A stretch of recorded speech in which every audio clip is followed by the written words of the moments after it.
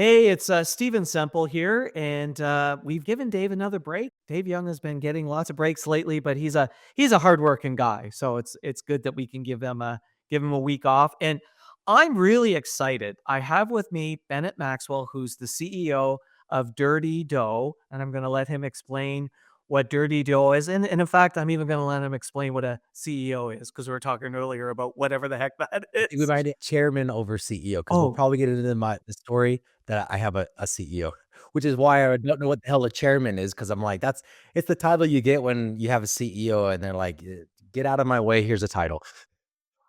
even better, even better, right out of the gate. I made a mistake.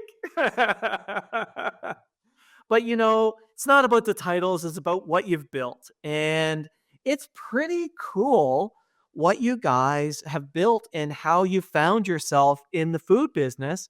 Because one of the things that is remarkable about so many of the stories that I've come across for the Empire Builders podcast is how many of the businesses have been started by people who are not from the industry.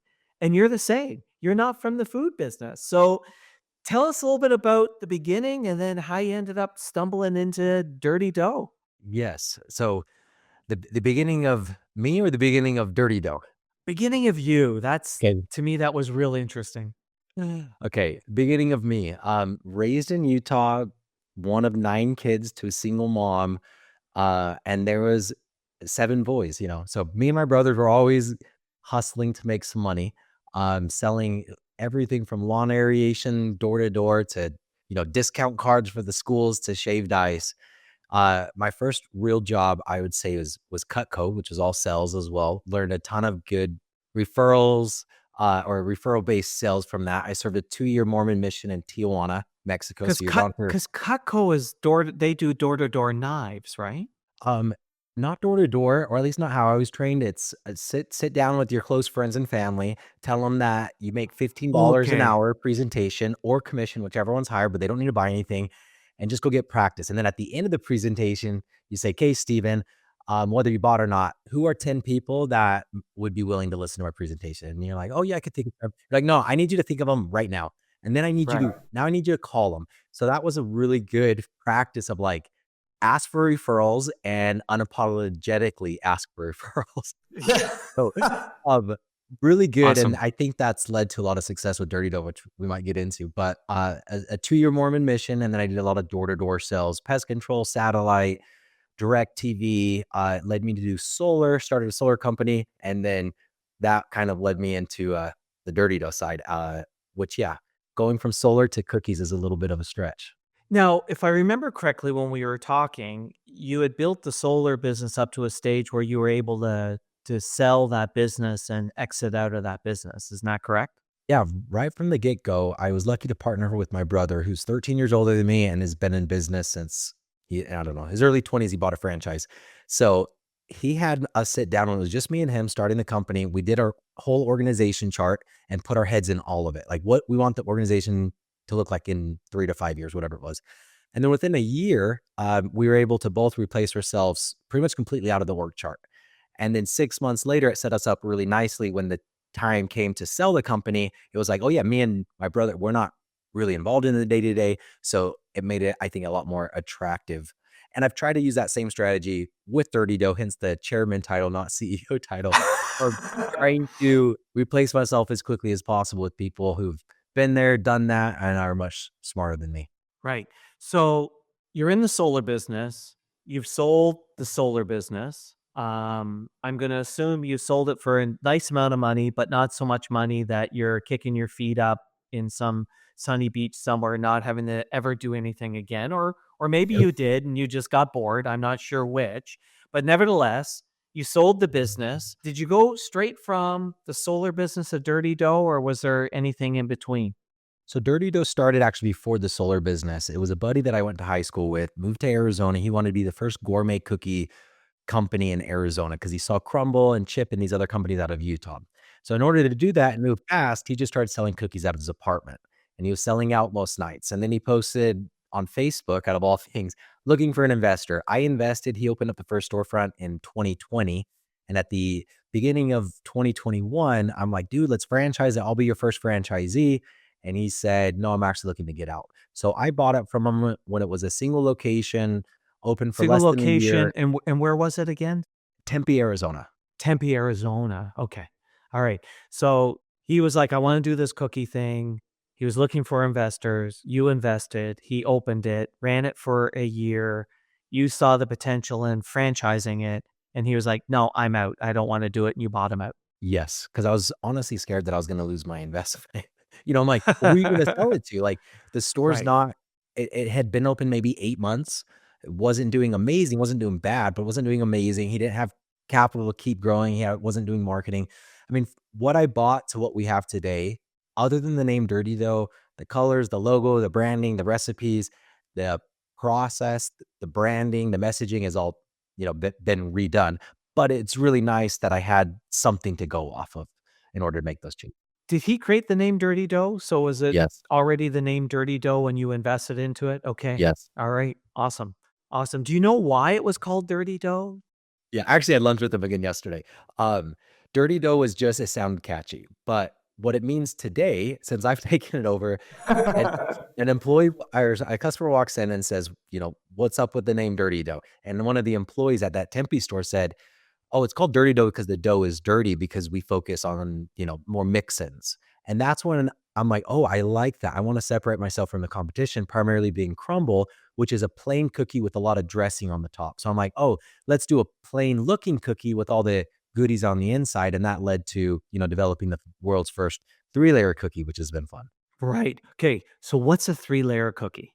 It's you could have 3 layers of dough or a mixture of dough slash, hot fudge injection. So like one of the cookies that we have is the Reese's reverse or something like that. It's a peanut butter dough on the outside, and then you break it open. There's a chocolate dough in the middle, and there's a injection of hot fudge. So it's All already right. 3 different flavor profiles, all built with special machines, and then we ship those to our franchisees. All they do is put them into the oven to get a very, one of a kind type of cookie. So this is cool. And we're going to come back to this. So your buddy who wanted to be a world famous cookie maker, did he create the idea? Like, had the idea already been created of the 3-layer cookie before you stepped in? No, that happened afterwards. Stay tuned. We're going to wrap up this story and tell you how to apply this lesson to your business right after this. Hey, Rick, I'm glad we got out again. Yeah, What's going on? my digital advertising's got more expensive and it doesn't seem to be working as well. I see. Nice drive, by the way. So, I don't know how I'm going to keep growing. I feel like I'm going sideways, flattening out. oh, Yeah, did you speak to Steven? you mean this podcast host? Yep. Not yet. Do you like going sideways? No, I want to be growing. Well, Starter session. yep, 5 iron? sure. Oh, and you can book your free starter session on this podcast website. Your turn, Dave. Let's pick up our story where we left off, and trust me, you haven't missed a thing.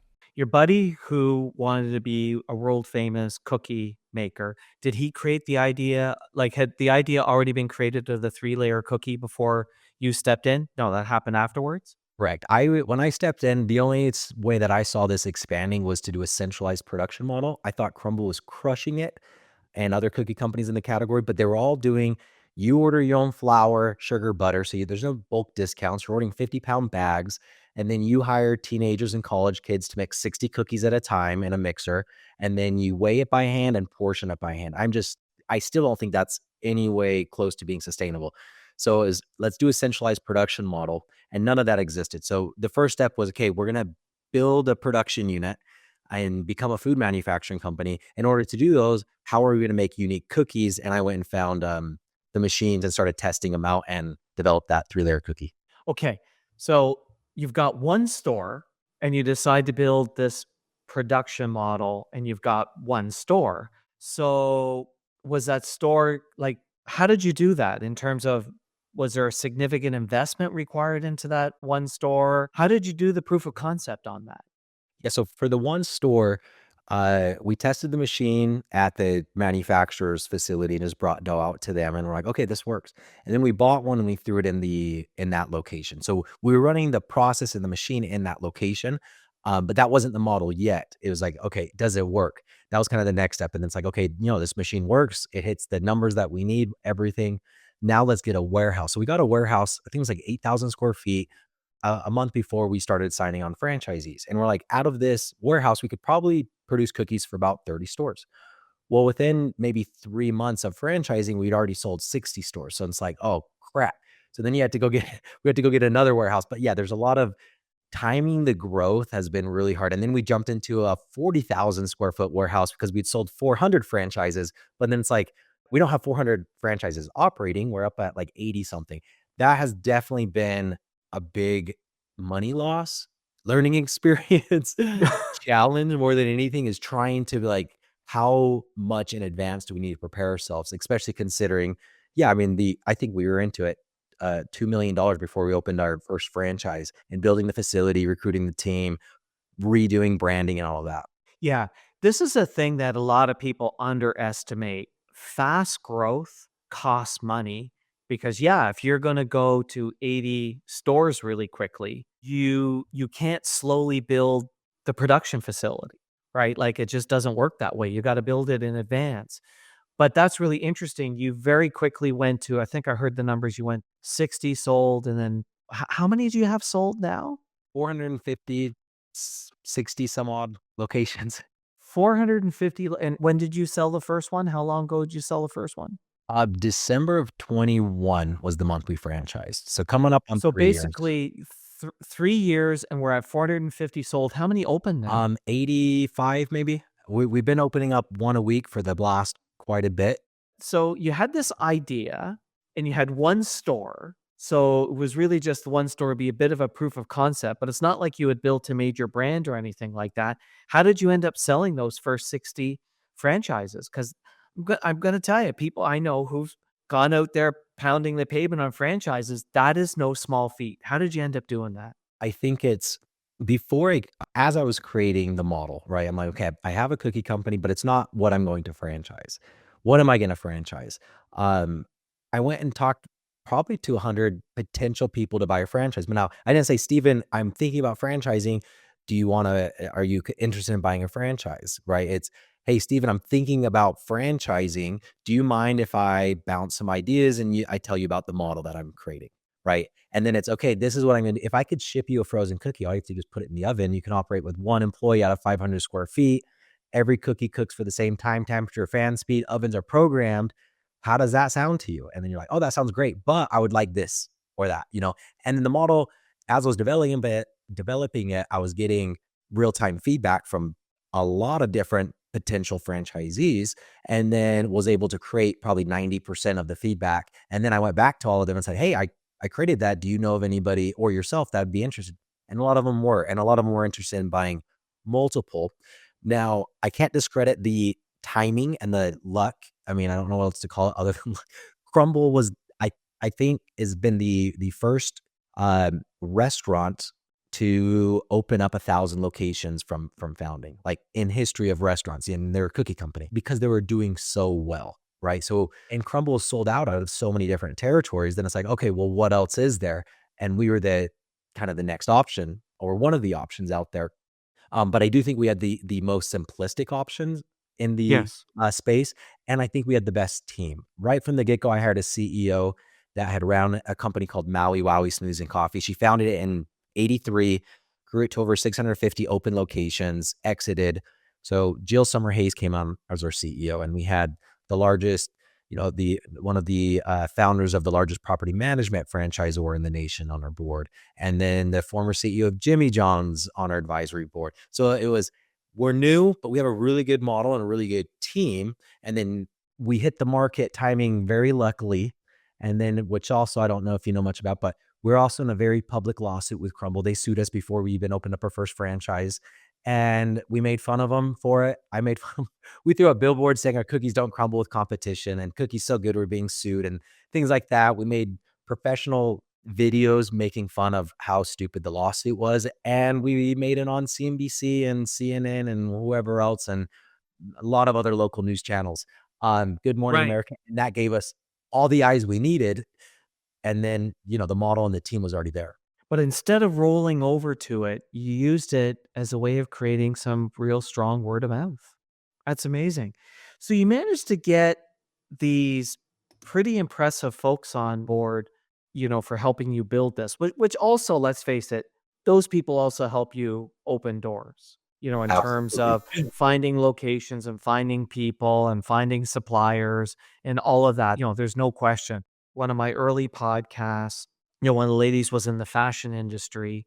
And one of the things that really helped her, because she had no background in fashion, was the fact that, she was able to find a designer who came on board because, they were bored in their job and looking for some new, challenges and whatnot. And, she was able to convince her to come on board and do designs for her. And frankly, for MN Lafleur, that opened up all sorts of doors because it's like, hey, this famous designer. We have them Yeah. designing our clothing. Oh, well, if she's involved, we'll take a meeting. Didn't get you the sale, but it got you a meeting you Yep. probably weren't going to get. Yep, it's the old bandwagon approach. It's, knocking on your door to do pest control. Hey, do you know that Jones is 2 houses down? We're coming to spray in their house in about 40 minutes. If we can squeeze you in today or tomorrow, instead of $99, we'll do the first one for $1, right? It's Right. definitely on that bandwagon approach. And because I was in that door-to-door world using that so much, it was just so natural. Like, okay, the first hire was a former Mrs. Fields employee, and she worked at a bunch of other major brands out here in Utah. Nobody wants to buy a franchise from Bennett, right? Because Bennett doesn't have experience. But it's like, oh, well, look at this person with all this other experience. And then I kind of used that, the bandwagon effect of her name and experience to go recruit our first advisor, who was as the best advisor I could have ever dreamed of, a guy that had a $30 billion company when it IPO'd in 2002 or whenever. It's been a little bit. And then he brought in Steve Hart, who owns the largest property management franchisor. And then I was trying to get my third advisor, and I went back to that Mrs. Fields person and said, hey, who do you know? She said, Jill Summer Hayes. She started Maui Wowie. It's very similar to your company. Have her be an advisor. She connected me with her. And then Jill's like, no, you need me to run this. And I'm like, if that's an option, I will take it. But every step of the way, it's leveraging that other person's name with that bandwagon kind of effect of, hey, this person is interested. This person believes in it. This person's an advisor. This person's a CEO. So there must be something here. Right. Interesting. So when you're approaching people, I get part of the appeal of the franchise of this because it's really simple to operate. And today in the restaurant space, finding things that you can operate literally with a person is pretty compelling. Oh, no. What? I was enjoying this episode. Don't worry. Part 2's coming next week. It better. Thanks for listening to the podcast. Please share us, subscribe on your favorite podcast app, and leave us a big, fat, juicy 5-star rating and review at Apple Podcasts. And if you'd like to schedule your own 90-minute empire building session, you can do it at empirebuildingprogram.com.